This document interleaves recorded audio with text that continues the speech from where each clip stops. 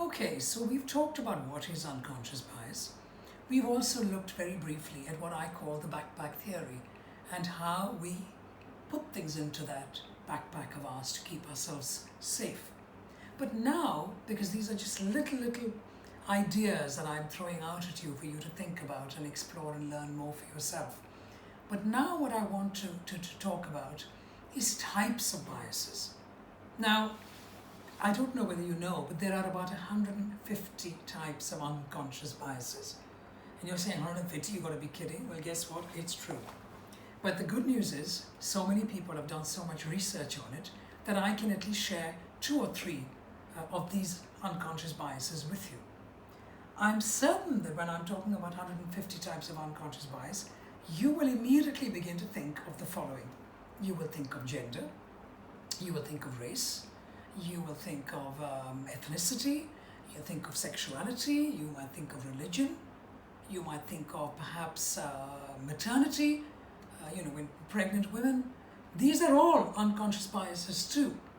But I'm going to very deliberately not talk about what you and I know as the obvious ones, because there is enough that you can find and read about these kinds of unconscious biases.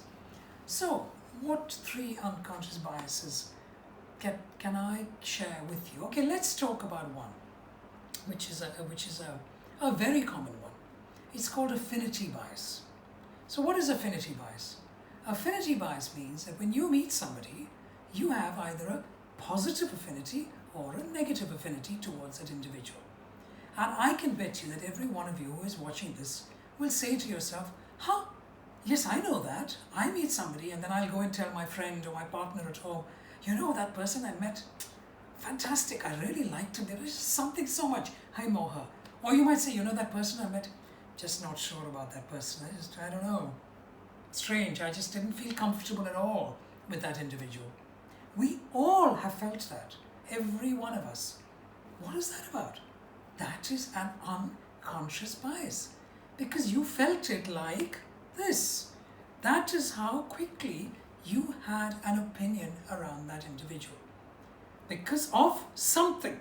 Now, these 150 unconscious biases, by the way, can all be linked together. They don't standalone. But for the purpose of this little video, I thought let me just explain 3 as standalone ones to you, which I'll try and connect to each other as well. So affinity bias, you look at somebody and you instinctively either have a positive or negative opinion on them. It's also called the halo or horn effect. What does that mean? You look at somebody and you see the halo over that individual's head. Or you look at somebody and you see the devil's horns. So very simply put, I look at someone and for some reason that I am not aware of, I either like you or I don't like you. Now, what does that mean? What am I going to do about it, right? You've got to ask yourself, how did I even have this instinctive reaction? So you have to go home and you have to think about it, but that's for later. Let me talk about another type of unconscious bias. Let's talk about confirmation bias. What does confirmation bias mean? I want to confirm to myself that I am right. Anyone out there who doesn't like to be right? No. Every one of us likes to be right. None of us like to be wrong. So you've gone out there, you have met that individual, and you have decided, I'm not sure about that person. I really don't like them. Then what you tend to do without realizing it is that every single time you meet them, you will find reasons to prove yourself right. That is what we call confirmation bias. So look at somebody, you jump to a conclusion. Then every time you meet them, what you keep doing is saying, see, look at the way they looked. Look at the language they chose. Look at how they were sitting. You, without realizing, you will keep finding excuses not to like them. And you will prove yourself right. That is called confirmation bias. And then let me just think of another example that you might find a little amusing. Let's talk about anchor bias.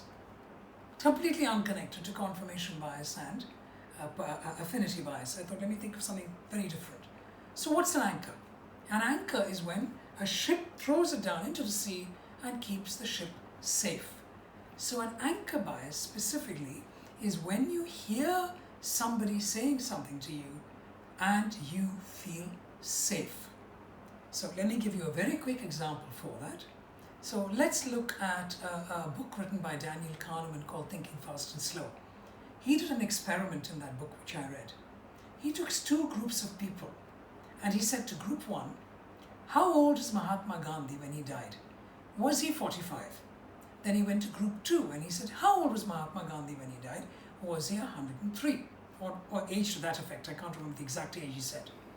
By using an age, and because he was in a position of authority, group one felt safe, believed him, and chose an age closer to the age that he gave.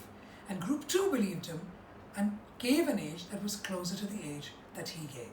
So anchor bias is you hear something and you believe that it is true. 3 types of unconscious biases: affinity bias, which is also the halo horn effect, confirmation bias, and anchor bias. Thank you.